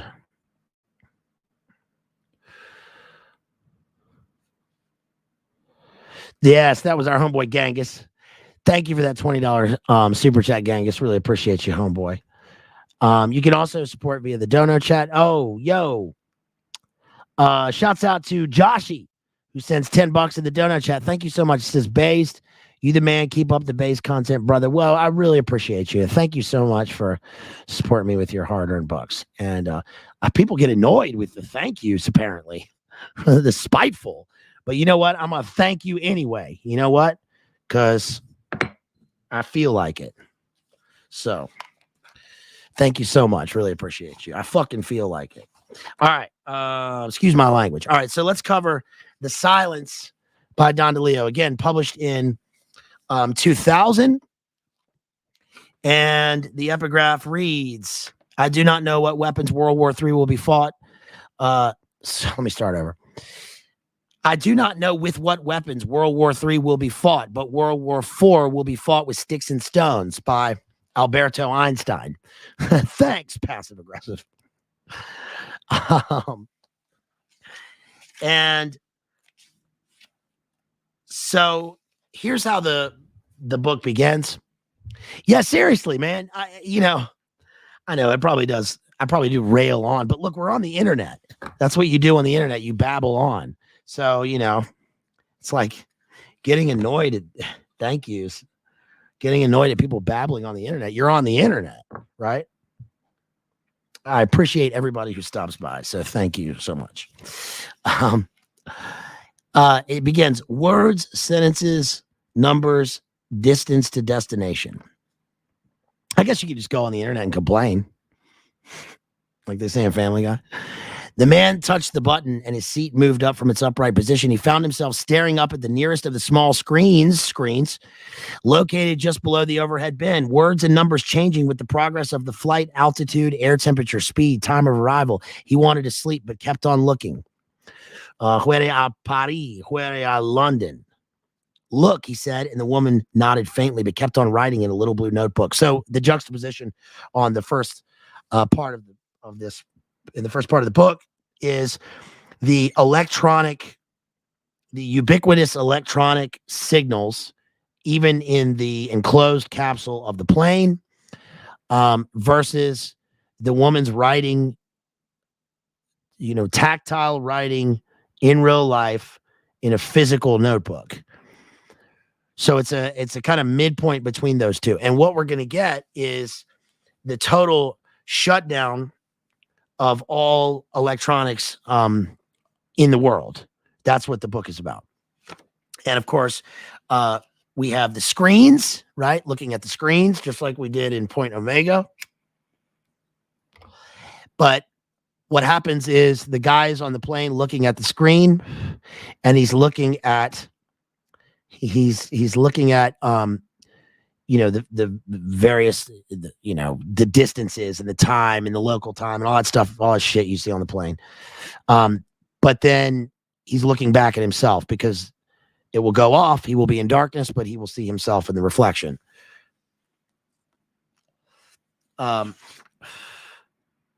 Altitude 30,000 feet. Nice and precise. Time in New York, 12:55. Doesn't say AM or PM, not that we've been told. Sleep was the point. He needed sleep, but the words and numbers kept coming. Arrival time, 16:32. Speed, 471 miles per hour. Time to destination, 3:34. I'm thinking back to the main course. I'm thinking about the champagne with the cranberry juice. Seems pretentious, but I'm looking forward to the scones later on. His name was Jim Cripps, but for all hours of this flight, his name was his seat number. This was his rooted procedure, his own, in accordance with the number stamped on his boarding pass. He was Swedish, he said. Who? Mr. Celsius. Did you sneak a look at your phone? Because they were wondering about what Celsius and Fahrenheit were named for. What pressure to produce Fahrenheit's first name? She said, go back to your sky-high screen. This flight, all the long flights, all the hours, deeper than boredom. Deeper, they're in deeper time now, going back to Point Omega. Activate your tablet. Watch a movie. I feel like talking. No headphone. We both feel like talking. No earbuds. Talk and write. She was Jim's wife, dark-skinned, Tessa Behrens, Caribbean, European, Asian origins, a poet whose work appeared often in literary journals. She also spent time online as an editor with an advisory group that answered questions from subscribers on subjects ranging from hearing loss to bodily equilibrium to dementia. Here in the air, much of what the couple said to each other seemed to be a function of some automated process, remarks generated by the nature of airline travel itself. None of the ramblings of people in rooms and restaurants where major motion is stilled by gravity, talk, free-floating. All those hours over oceans or vast land masses, sentences trimmed, sort of self-encased. Passengers, pilots, cabin attendants, every word forgotten the moment the plane sets down on the tarmac and begins to taxi endlessly toward an unoccupied jetway. Perfect description of air travel and the globalist migration of people going from one place to the other. They're coming from, the husband is like been working on that the big satellite antenna in Chile. And then his wife is a poet. So we have this, obviously, this dichotomy between the two of them, right? But almost like between the two sides of the brain, sitting in the airport, in the airplane, in the enclosed airplane. And all of their words, like Matthew McConaughey says in Wolf of Wall Street, digits, man. They're just digits. They're just saying data. They're just spewing data. Like they're talking in an automated process that they can't even control. Just like the plane that they're on is almost purely automated until they have to land because the electrical system dies. Page 10E, the audible scan. saying words and numbers, speaking, detailing, allow these indicators to live a while, officially noted or voluntarily noted, the audible scan, he thought of where and when. Again, if you could sum up DeLillo's literature in one phrase, that seems to be it. The audible scan, because all the characters are human, but they are almost on this pre-programmed flight path, and everything that they mention is just data spew. They're just repeating words and phrases with no meaning until they have to look for meaning, because the broken landscape of postmodernity is ripped out from underneath them, or they literally are ripped out of the skies. I wrote on this page, the remote distance, the other world of what was found and then lost. So this says, let's see. She found this satisfying. She came out of nowhere. There's almost nothing left of nowhere. That goes back to, yeah, exactly, Toledo. That goes back to point omega. When a missing fact emerges without digital assistance, each person announces it to the other while looking off into a remote distance, the other world of what was known and lost. So what that means is, because these two people are on the airplane and they're talking kind of past each other, they're doing a thing which he describes perfectly here that people do all the time in real life. You've noticed there's this thing that people do. I don't know if this happens to you guys, but because everyone is so distracted, and this is not like a boomer take, I'm saying this, probably everyone gets this.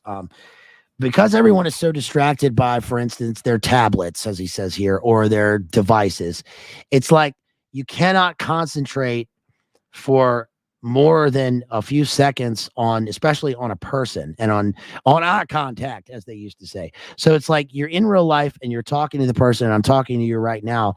But then when you start talking, I go, right. And I look and I check, I got to check the time. I got to check the messages. I got to, it's a constant, like, age of anxiety. It's the anxiety of influence. It's a constant eye wandering for threat level 0, right? Threat level midnight, or what's the latest thing? I mean, Jay did this so excellently in the a couple streams ago when he was talking about part of Polygon and the internet, the Internet of Things and of Internet 2.0 and then Internet 3, is that, Internet 1, you go to the place or the site for, like, the facts, ma'am, right? You're a teenager and you want to know what's happening in music or like on MTV, and you go to mtv.com. And yes, it takes like 45 minutes to load. And then maybe your sister picks up the phone and the modem cuts out. But then, you're like, oh, who gives a shit? And then you go off and you live your regular life. And then maybe you go back to it later, but you're not like obsessed with it because it's so slow. And then things start to work. And then in Internet 2.0, I guess it's Internet 2, everything is sort of wiped and revitalized. And now we're drawn into the conduits and the hubs of social media, so that now you get your news or whatever by going to social media. And then that points you to the locations and offsite, or they're right there on site. But what it does, and Jay talked about this, what it does is it gives the viewer or the regular everyone this sense of impermanence, because there's the endless scroll. Remember, people used to talk about the 24-hour news cycle when that became the big thing, that the news is all the time. It never stops. But then we went way past that into hyper reality, where the news is right now at the moment. I mean, I remember when all of the things were happening in 2020, right? Shouts out to Jeff, because we experienced this kind of together. When all the big things were happening, remember that was the moment, in my view, that was the moment when the true death knell of news rang. It was already dead. We know that. But in terms of, like, let's say there's there's a giant blaze somewhere in a pod city. Okay, something goes up, or the stacks of bricks, and then the things happen after that. Well, when you're on, social media sites, etc., those things are happening like right now live, and you can watch live streams of it. But I remember charting mentally the time it took between when I saw those things and when they came in the established boomer news, which would be days. It would take days. Like first it was days, then it kind of whittled down to hours, and now it's like even now, with the hearings and the things that have been going on and talk and all that stuff, it's like showing images and camera stuff. Look, nobody's seen this, and it's from 3 years ago, but it's like that happened at the time, and people saw that. We saw that, but memory gets wiped because now you have this external memory syndrome where you don't have to rely on your memory. Instead, you rely on the device keeping track of it. So you go to that. So then when it's wiped, it's gone from your memory because you put it there in the first place. And what they're saying here in this scene in the book is, in this part of the book, page 14 of The Silence by Don DeLillo, is that the husband and wife are sitting on the airplane talking, and they're trying to remember the names of historical figures, scientists. And instead of consulting the device, they remember them out of the deepest recesses of their mind palace. But when they do, and they come up with the name, it's almost like an oracle reaching and grabbing this information out of deep time. And then they say it to the other person, and the other person is disconnected in such a way that they hear it, and then it's already gone. Because that's how people are used to getting information. The remote distance, the other world of what was known and lost. All of a sudden, what happens is everything goes out on the plane, and now we switch to Diane. Diane Lucas and Max Stenner.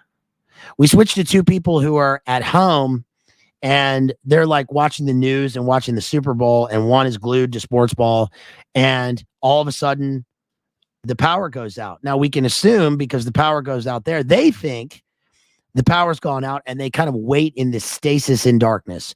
They wait for the power to come back on, and they kind of wander around lost for the power to come back on. But then we begin to assume that the power's gone out everywhere because it doesn't come back. And then we know that what's happened to the people on the plane.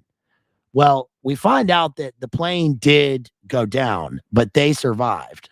And everyone else did not.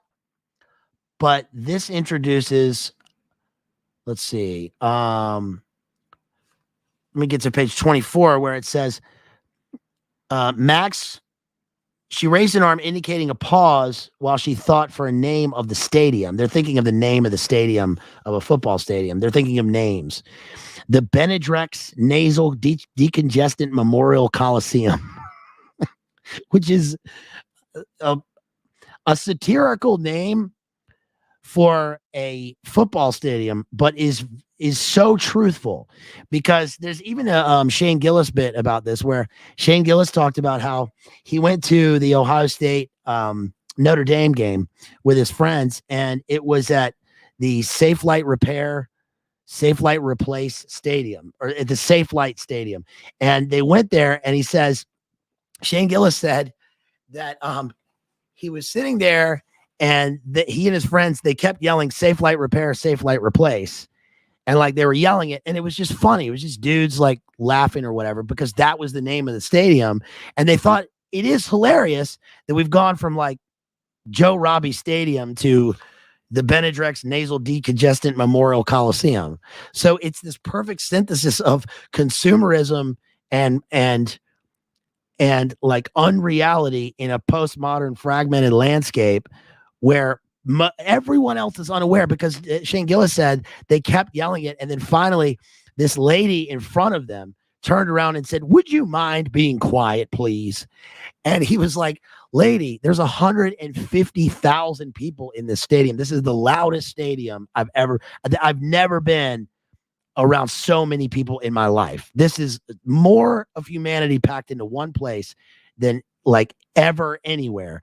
And you want us to be quiet because normies cannot understand this. They can't understand that's it's absurd. Right? Max made a gesture of applause, hands not quite touching. He wanted to know where the others were, whether their flight was delayed, whether traffic was the problem, and will they bring something to eat and drink at halftime? We need more. 5 people, long halftime, singing, dancing, sex. What else? So true. The teams trotted out to assume their respective positions, kickoff team, receiving team. DeLillo often uses sports ball of various kinds, again, as a kind of simulacrum for the ritualistic replacement nature of the gigantic normie masses. He did that in Mao too, talking about the baseball game. He's also got, I forget his book that's about football. What is that book? He's got one that's about football. It is, let's see. Oh, End Zone. It's the second book, End Zone. I've read Great Jones Street, Running Dog, White Noise, Libra, Mao 2, The Body Artist, Cosmopolis, Falling Man, and Point Omega, and The Silence. I haven't read 0K, and I haven't read Underworld. Underworld is his like magnum opus, and I've avoided it purposely. Winning players also fall down on the field, Diane said. People gathered in huge public squares in country after country, the World Cup, cheering, weeping, falling down in the street. I watched once briefly. Fake fucking injuries, Max said. And what kind of sport is it where you can't use your hands, can't touch the ball with your hands unless you're the goaltender? It's like self-repression of the normal impulse. Here's the ball, grab it and run with it. This is normal. Grab it and throw it. The World Cup, Martin said again, close to a whisper. I could not stop watching. Something happened then. The images on screen began to shake. It was not ordinary visual distortion. It had depth. It formed abstract patterns that dissolved into a rhythmic pulse, a series of elementary units that seemed to thrust forward and then recede, rectangles, triangles, squares. They watched and listened, but there was nothing to listen to. Max picked up the remote control device from the floor in front of him and hit the volume button repeatedly, but there was no audio. Then the screen went blank. Max hit the power button, on, off, on. He and Diane checked their phones, dead. She walked across the room to the house phone, the landline, a sentimental relic, no dial tone, laptop, lifeless. She approached the computer in the next room and touched various elements, but the screen stayed gray. She returned to Max and stood behind him, hands on his shoulders, and she waited for him to clench his fists and start cursing. What is happening to my bet? Where's my bet? Martin said it could be algorithmic governance. The Chinese watch the Super Bowl. They play American football. The Beijing barbarians. This is totally true. The joke is on us. They've initiated a selective internet apocalypse. They are watching. We are not. Now, that's a joke in the book, but this is the Cyberpol operation. And what's interesting about the book is that I said, the fact the speaker says this immediately upon the power out shows how Cyberpolygon seeps into the public consciousness and post-Karanka Great Reset era zeitgeist. Okay, so in other words, of course, that's the first thing that people think is how much you want to bet when this happens. Hopefully not. Because it will release unrestricted global rioting and violence. When this happened, the first thing that people are going to do is check the phone, right? And click the buttons, and then that won't work. And then they'll like click the TV and click the on off button, and then they'll go to the light switch. So they go from digital to the hard line, and they do the light switch, and then they go and they check the fuse box. It's normal. Go and check the fuse box. Then they go outside. They look at the neighborhood. Then they wait, and then they wait, right? And then a lot of time passes, and then nothing happens, and it's just a whimper. It's not with a bang, but a whimper. It's just nothing, and then eventually, right? After a period of time, that leads to desperation, and then the big stuff starts happening, and then the bigger stuff. But the first things that happen are this, and it's like the unreality of the fact that this cannot happen, and that immediately people are going to want to hear the people, the normies will want to hear the news and will want to hear what's happening, and will immediately blame the people that they just did, even though, like Jay said, this is talked about in their own documents and all the time. On page 28, outdated rituals, Super Bowls preserved. Let's see, the Super Bowl. The Super Bowl is, it says, an outdated ritual. We've gone beyond all comparisons between football and war.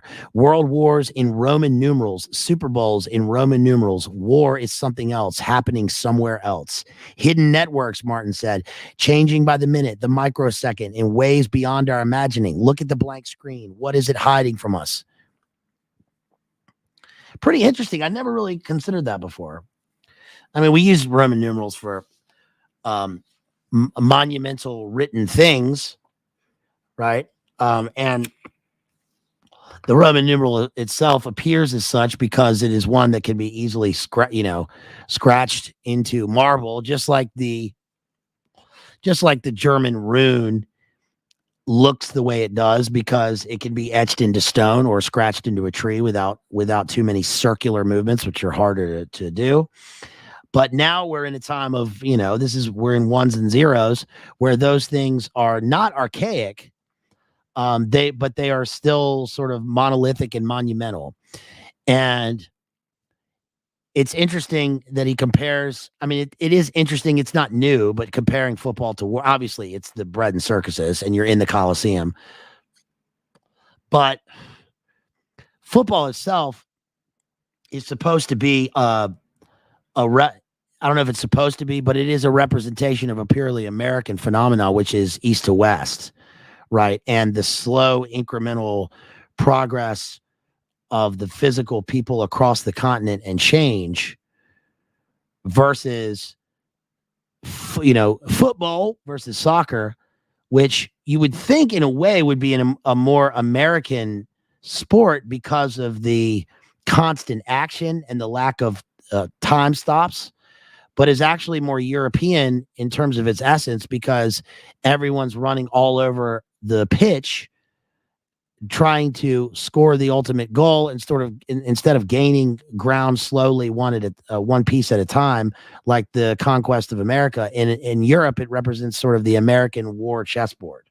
I know I'm conflating I'm mixing my metaphors a little bit there, but you get my point, right? Let's see.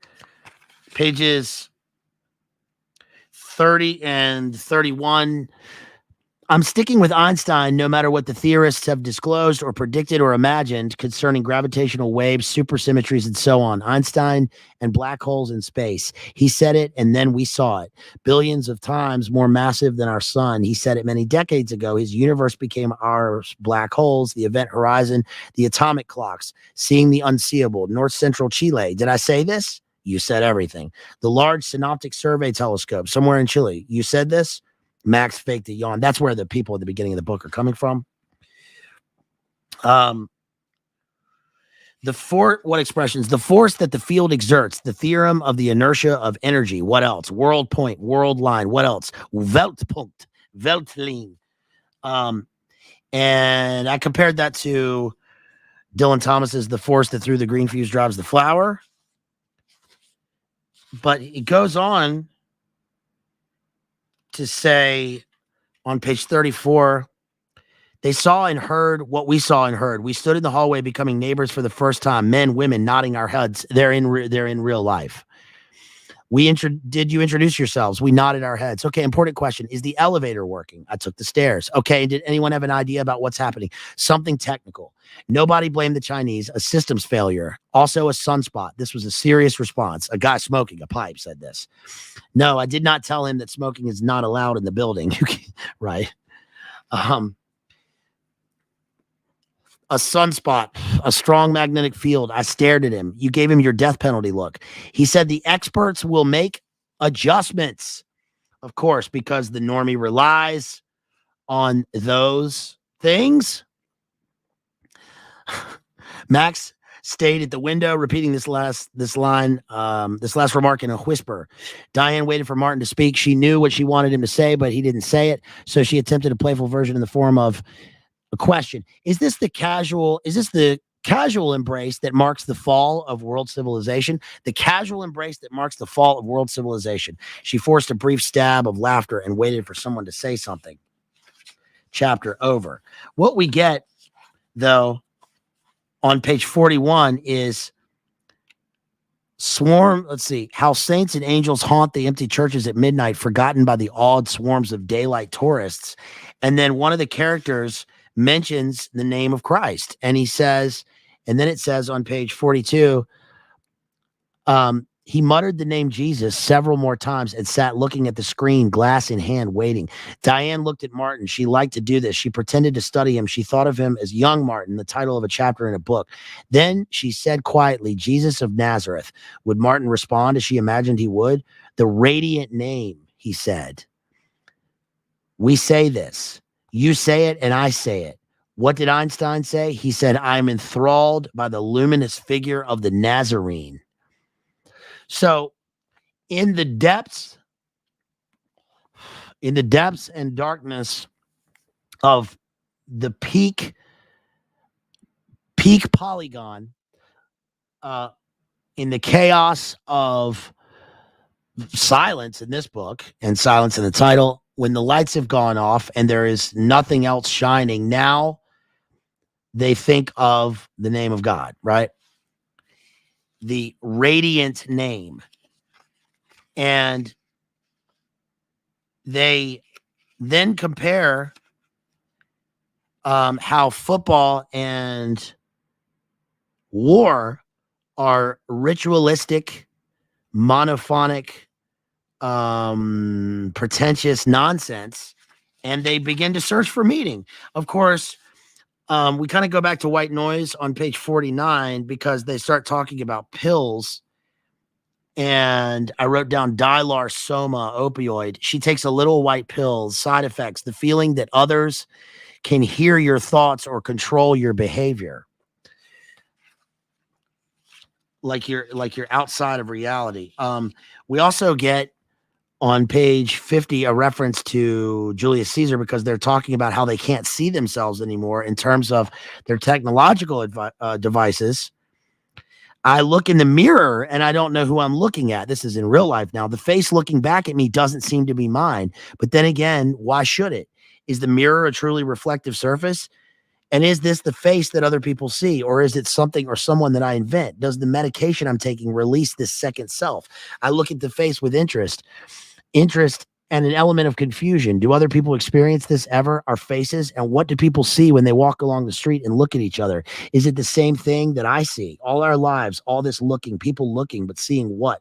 Because they are now forced to confront themselves in the abyss of darkness. And thankfully, they're reaching out to the radiant name of God. But I wrote here on page 53, a postmodern view at the end of history in the present, where a quasi-Gnostic view unites Christianity and physics, cf. The passenger, because it's just like Point Omega. It says, what happens to people who live inside their phones?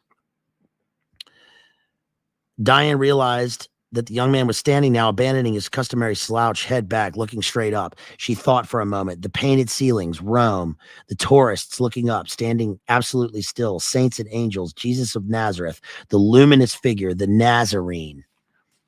And then she says, Einstein. So again, this is a continuation of the Omega point. And this is hyper reality of postmodernism. And we get the kill switch on page 59, where the two people in the plane have survived the plane crash, but they are so disconnected from reality because they get down onto the ground and everyone else is disconnected. I tell you this, whatever is going on, it has crushed our technology. The word itself seems outdated to me, lost in space. Where is the leap of authority to our secure devices, our encryption capacities, our tweets, trolls, and bots? Is something in the data sphere subject to distortion and theft? And do we simply have to sit here and mourn our fate? Where are the experts? Where are the experts that they promised them, right? Where is the they're waiting to take them into the severed garden, right? As Jim Morrison says. We get neural interface on page 68. See, we're moving along and incrementally in terms of technology mentioned in the book. The artificial future, the neural interface. They seem determined not to look at each other. Martin, speaking to no one in particular, raised the subject of his students, global origins, assorted accents, the Babel, all smart, specially selected for his course, almost like he's Jack Gladney teaching his Hotler course in white noise, ready for anything he might say, whatever assignment, whatever proposal he might advance concerning areas of study beyond physics. He recited names to them.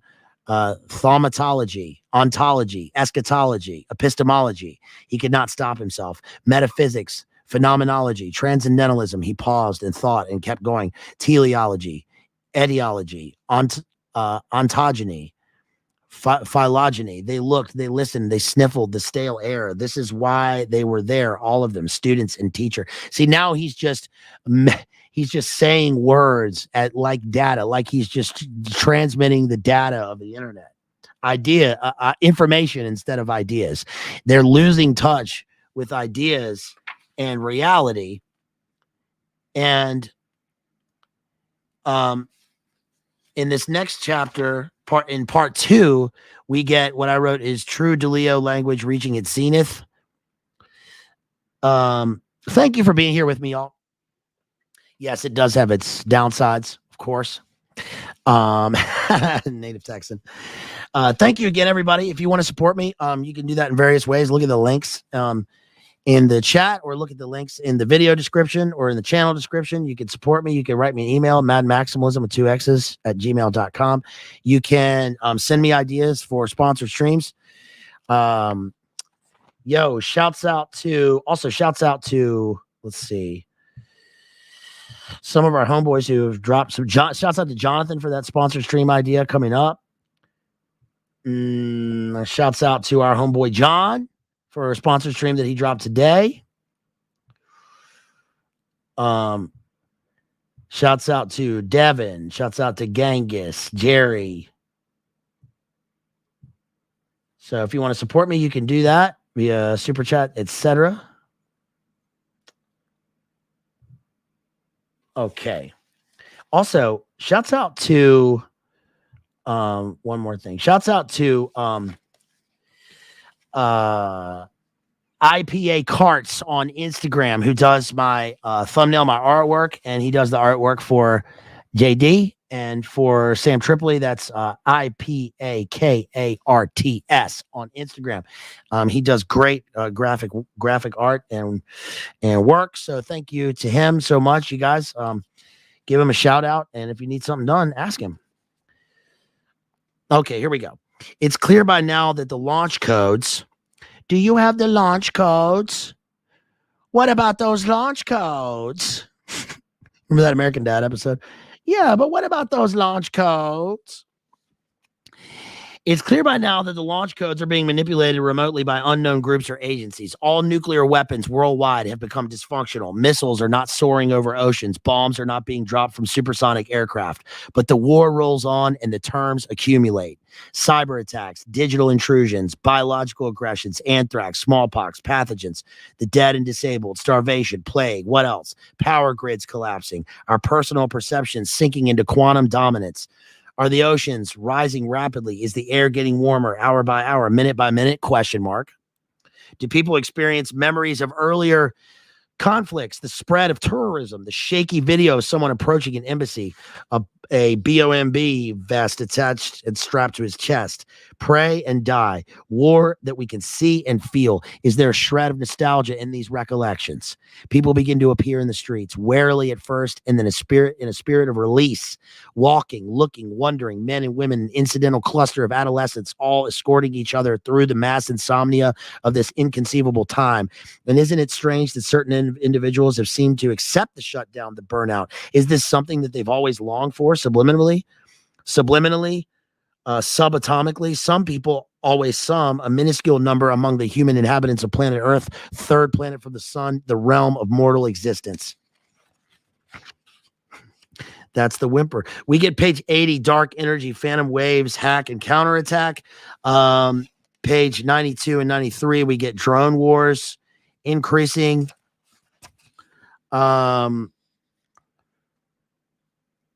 Page 90 says,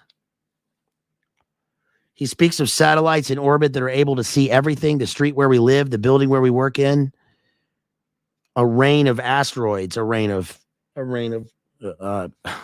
satellites coming down. Could happen anytime. Asteroids that become meteorites as they approach a planet.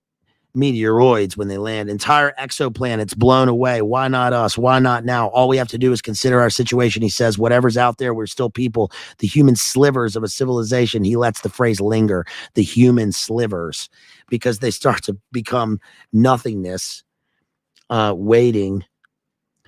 Yeah, we get the drone wars and microplastics and exoplanets on page 93. And then finally, the trance-like state. I wrote the trance-like state that she has seen before and that she thinks of as metaphysical. Or am I being a little too self-important? Page 103. He says slowly, drawing out the question, hands stiffening, gaze seeming to recede as he begins to enter the trance-like state that she has seen before and that she thinks of as metaphysical. All my life, I've been waiting for this moment without knowing it, he says. So he comes to the singularity of Cyberpolygon and realizes he's gone down into the darkness. He's confronted himself with the mirrors. He realizes that he's in absolute chaos. He says the radiant name of God, and now he realizes that he's found his purpose and that he's been waiting his whole life. And then finally, my final note is that the plane crash is the central event that symbolizes and unifies all postmodern axes. And that's it.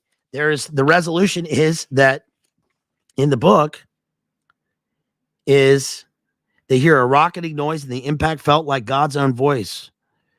Forgive me. And my head hit the window. Max is not listening. He understands nothing. He sits in front of the TV set with his hands folded behind his neck, elbows jutting. Then he stares into the blank screen. And that's the end of the book. That is his literary interpretation of the actual events of Cyberpol. And when it happens, that's Don DeLillo's predictive literature about such a thing. So that's about all we got, you guys. I think we've done a good coverage of Don DeLillo. Again, I'll be back. That was The Silence 2020. And it's supposed to take place in 2022, but you know, the years of prediction are always off, right? Kind of like the Hans Jopkins event, which was 2025, pushed forward a few years. And so that's 2022, but it's more of a 2030 event. And then Point Omega, which is kind of a hindsight book, and then looking forward into tech. Point Omega, this was 2010. I read this in 2013, and so again now 10 years later, can't believe it's been 10 years since then. Mentioned Don DeLillo's White Noise that I've covered. Go back and watch that stream if you're interested, because that is relevant now. I mean, that's already happened. That literally happened. They filmed the movie in the same place where the thing happened, the train event, and that's still ongoing. It's polyvinyl chlorate versus Niodine D. And then, of course, the one thing that they're not mentioning is that the cure is Dylar in the book. So what will that be IRL? We'll see. Something like it though. Some sort of soma, some sort of somopioid, slash stabby. Don DeLillo's Mal 2, which we covered, which is about partly about cults and mass psychosis. Also, we've covered Don DeLillo's Libra, which is about Lee Harvey Oswald and the November event. What else? Tomorrow we've got Titus Andronicus by Shakespeare. We've got Jerry coming on with on his channel, Exposing Powerful Lies with J Dyer. We've got Jamie tonight. I've got Mosquito Coast coming up by Paul Thoreau. I've got Canonical for Leibowitz, which is a sponsor stream. I've got if you want to sponsor a stream, drop me $100. It costs money to get the book, first of all. Oh, Pim, shouts out to Pim out there who also dropped $100 for a sponsored stream. And so I'll be covering I never thought I would do this, but asked me to do that, and that's the autobiography of Ben Franklin. I never thought I would do that, but gave me a good idea to do that. If you're going to sponsor a stream, please make sure you give me lots of ideas, because sometimes people give me ideas for things to cover, and I'm not going to cover them here because the toss or the whatever will not allow it. It could cause things to happen. And also, maybe I just don't like the book. Maybe I don't think it's appropriate for what I do or what the channel. So please give me just a bunch of choices. I got to cover Paul Thoreau for our homeboy in Poland. I got to cover the Wes Anderson films for John. There's a bunch of stuff I got coming up. So please, but it helps me a lot if you want to sponsor a stream. So that's about all I got, y'all. It's chilly out there. Chilly out there in this March Madness. Today is 3/11. Maybe you're listening to this at a different time. If you are, please smash like and share. And please drop me a message, leave a chat, a comment afterwards. That helps me out a lot. Jerry says it's snowy AF up there. Dang, really? It's 4 days till the Ides of March. Beware the Ides of March. We covered Julius Caesar here. Please go back and check out my Shakespeare streams if you're interested in that. And if you're interested in supporting me, you can do that anytime. Let's check one more time before we get out of here, and I'll stop babbling so that that spiteful Ruth, she's spiteful. She didn't like me thanking people out there. Thank you for your comments about that you didn't like that I was thanking people. Let's see. Where's the super chats? Hold on. Shouts out to Genghis one more time. Let's see if I got another super chat. Yes, Native Texan dropped $1.99. No comment. Thank you so much, homeboy. Appreciate that, Native Texan 1836. Thank you so much. Thank you again to Joshi in the dono chat. Just looking at that. Shouts out to Rachel. She's got great stuff coming up. And I think that might be it. So thank y'all. Appreciate y'all being here. Like and share. I'll see y'all later. Peace. Night. Peace.